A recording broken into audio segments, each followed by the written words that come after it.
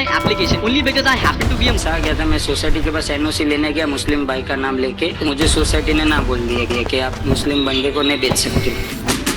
हर बार broker मुझे घर दिखाता ही नहीं था नाम जानने के बाद। इमेजिन करो आप किसी जॉब इंटरव्यू पे जाते हो और इंटरव्यूअर बस आपका नाम पूछे और आपको रिजेक्ट कर दे। rejecting my application only because I happen to be a Muslim, only because I have Khan as a surname. This is completely biased. Imagine करो आप कोई घर किराए पे लेने जा रहे हो और मकान मालिक आपसे आपका रिलीजन पूछे और आपको बोल दे ये मकान खाली नहीं है। आ गया था, मैं सोसाइटी के पास एनओसी लेने गया मुस्लिम भाई का नाम लेके, तो मुझे सोसाइटी ने ना बोल दिया कि आप मुस्लिम बंदे को नहीं बेच सकते। और आप इमेजिन करो आपके बच्चों को अपना नाम और आइडेंटिटी स्कूल में छुपानी पड़ती हो। और ये बस इमेजिनेशन नहीं है, ये इंडिया के 20 करोड़ मुस्लिम की डेली रियलिटी है। और आज के इस वीडियो में मैं आपको दिखाऊंगा कि इंडिया में एक्चुअल में मुस्लिम होना क्या होता है, वो स्टोरी, वो कहानियाँ जो मेन स्ट्रीम मीडिया कभी आपको नहीं दिखाती है। और इस वीडियो में मैं आपको समझाने की कोशिश करूंगा कि इंडिया में एक्चुअल में मुस्लिम होना क्या होता है।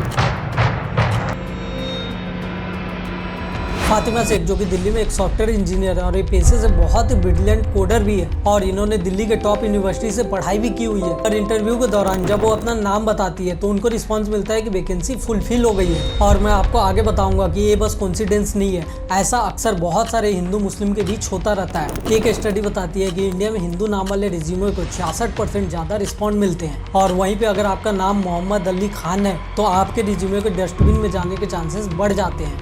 We can't hire you. We only hire non-Muslim. That is what 23-year-old Zishan Ali Khan was told. Rejecting my application only because I happen to be a Muslim, only because I have Khan as a surname. This is completely biased. और उसी की जगह अगर आपका नाम शर्मा वर्मा जैन है तो आपके रिज्यूमे के सिलेक्शन के चांसेस बहुत ही ज्यादा बढ़ जाते हैं। और ये तो बस शुरुआत है। जारा खान जो कि मुंबई में एक डॉक्टर है, गवर्नमेंट हॉस्पिटल में जॉब करती है और मुंबई में जब वो फ्लैट देख रही थी तो 15 में से 10 फ्लैट वालों ने उनसे उनका रिलीजन पूछा और उन्होंने डायरेक्ट बोल दिया यहाँ पे नॉनवेज अलाउड नहीं है। और जारा ने उनको ये भी कह दिया हम यहाँ पे ना नॉनवेज बनाएंगे ना खाएंगे। और आपको जान के हैरानी होगी कि जिस रिलीजन के कारण जारा को उस सोसाइटी में घर नहीं मिला, उन 15 सोसाइटी में से 12 में नॉनवेज अलाउड था और अक्सर वहाँ पे चिकन और बियर की पार्टियां हुआ करती थी। ये पहली बार नहीं है, 5 साल से बॉम्बे में रह रही हूँ, पहले बहुत बार हो चुका है, पर हर बार ब्रोकर मुझे घर दिखाता ही नहीं था नाम जानने के बाद। हमारा जो कि 8 क्लास की स्टूडेंट है और उत्तर प्रदेश में बहुत ही अच्छे स्कूल में पढ़ाई करती है। जब हिस्ट्री के क्लास में मुगल का चैप्टर पढ़ाया जाता है तो अचानक से उनकी टीचर का बिहेवियर उनके प्रति बदल जाता है। वो अजीब अजीब से सवाल पूछने लगती है जैसे कि तुम्हारे पूर्वज ने मंदिर तोड़ा था।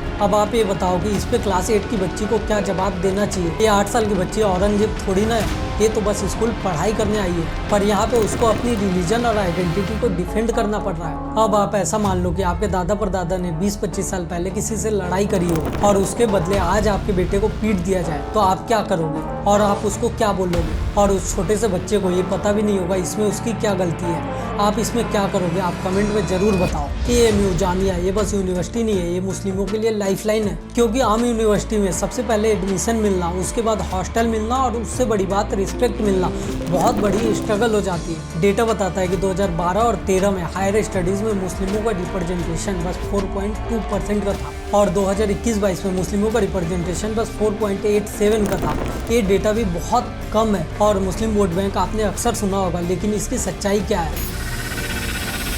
इसमें फ़ायदा किसका है? हमारे पॉलिटिशियन ये चाहते हैं कि हम बटे रहें ताकि वो हिंदू मुस्लिम की राजनीति कर सके और वो हमारे नाम पे अच्छे खासे असेट क्रिएट कर सके। कांग्रेस पार्टी और उसके साथियों ने मुसलमान भाइयों को डरा डरा कर अपनी वोट बैंक खड़ी करने का काम किया। इसलिए कभी वो चिल्लाते हैं कि हिंदू खतरे में, कभी वो चिल्लाते हैं मुस्लिम पे खतरा आ गया है। रम जुलूस के दौरान नायटोला क्षेत्र में स्थित महावीर मंदिर पर पथराव की घटना के बाद तनाव और हिंसा की स्थिति उत्पन्न हो गई। लेकिन देश तो वैसे ही चलता रहता है और कभी वो चिल्लाते हैं मुस्लिम माइनॉरिटी है इसको सेव करो और वो नारे लगाना स्टार्ट कर देते हैं और कभी हिंदू खतरे में है बोल के वो अपना वोट बैंक बढ़ाते चले जाते हैं और इसमें आम आदमियों को कुछ नहीं मिलता। पॉलिटिशियन उनके नाम पे पैसे बना के निकल जाते हैं। अब आप ये सोचोगे कि रियल इशू है क्या, तो रियल इशू है हेल्थ, एजुकेशन और एम्प्लॉयमेंट। बट ये लोग इस पे कभी डिबेट नहीं करते। ये लोग अक्सर हिंदू मुस्लिम मंदिर मस्जिद में लोगों को लड़ा देते हैं। क्रिसमस, दिवाली, छठ को भी नेशनल फेस्टिवल बनाया जा चुका है लेकिन अगर आप मुस्लिम हो तो आपको ईद के दिन भी एप्लीकेशन लगानी पड़ती है। ईद के दिन ऑफिस में छुट्टी मांगना भी ऑकवर्ड लगता है और ये छोटी छोटी चीजें हमारी सोसाइटी में बहुत ज्यादा दरार बना रही है। पिछले कुछ सालों में आए हुए लिंचिंग के केसेस और हेट क्राइम के डेटा बहुत ही ज्यादा डरावने और खतरनाक है।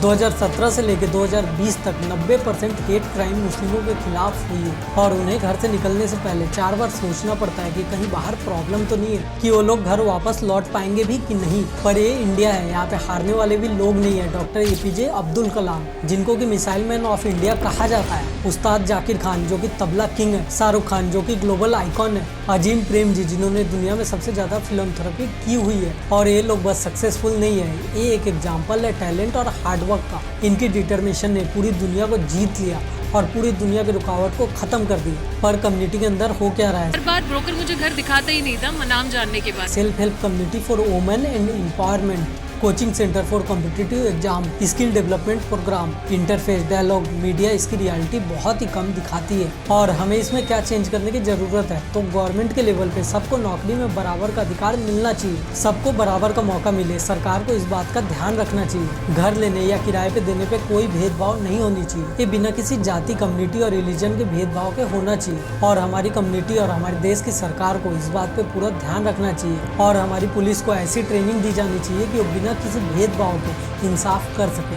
और सोसाइटी लेवल पे अलग अलग कम्युनिटीज के बीच बात होनी चाहिए ताकि अलग अलग रिलीजन और कम्युनिटी एक दूसरे को समझ सके और उनमें तालमेल बन सके, जिससे हमारी देश और सरकार आगे बढ़ सके। और हमारे देश की मीडिया को सच और बैलेंस तरीके से न्यूज दिखानी चाहिए। हर इंसान को समझना चाहिए कि उनकी सोच किसी के लिए पक्षपात ना बन जाए और सारी जनता को पॉलिटिक्स छोड़ के पॉलिसी पे ध्यान देना चाहिए। और सरकार का फोकस बस डेवलपमेंट में होना चाहिए, ना कि हिंदू मुस्लिम में। संविधान के मूल सिद्धांतों की रक्षा होनी चाहिए। माइनॉरिटी का हक भीख की तरह ना देके उन्हें हक की तरह देके उनका प्रोटेक्ट करना चाहिए। और यहाँ पे सब कुछ खराब नहीं, बहुत सारी अच्छी भी चीज़ है। बेंगलोर में मिक्स्ड कम्युनिटी बेस्ड कल्चर बहुत ही ज़्यादा सक्सेसफुल है। वहाँ पे IT सेक्टर में मेरिट बेस्ड हायरिंग हो रही है। और साउथ में भी कम्युनल हार्मनी बहुत ही ज़्यादा अच्छी है। और ये सारी चीज़ें पॉसिबल है, लेकिन एफर्ट सबको करना पड़ेगा। ये वीडियो बस मुस्लिम कम्युनिटी के बारे में नहीं है, बल्कि पूरे इंडिया के बारे में। क्योंकि जब इंडिया के 20 करोड़ सिटीजन स्ट्रगल करेंगे तो इसके साथ ही हमारी इंडिया की पूरी जनता स्ट्रगल करेगी। इसमें हमारा बहुत सारा एफर्ट और टैलेंट वेस्ट हो जाता है और जिसके कारण हमारा बहुत ही ज़्यादा इकोनॉमिकली लॉस भी होता है। जो लोग इंडिया के लिए बहुत बड़ी स्ट्रेंथ साबित हो सकते हैं, वो लोग आज इंडिया को कमज़ोर बना रहे हैं। अब आप इमेजिन करो, इंडिया में अगर ये बैरियर्स नहीं होते और यहाँ पे मेरिट बेस्ड अपॉर्चुनिटी दी जाती, सबको एक सिक्योरिटी मिलती और हम पूरी दुनिया में बहुत ही ज़्यादा कंट्रीब्यूट कर सकते थे। और कमेंट में आप ये बताओ कि आपके एरिया में क्या सिचुएशन है, आपने क्या चेंजेस देखा है और आगे आप क्या चेंजेस करना चाहेंगे। और अगर ये वीडियो आपको अच्छा लगा हो तो इस वीडियो को लाइक, शेयर और चैनल को सब्सक्राइब जरूर करें।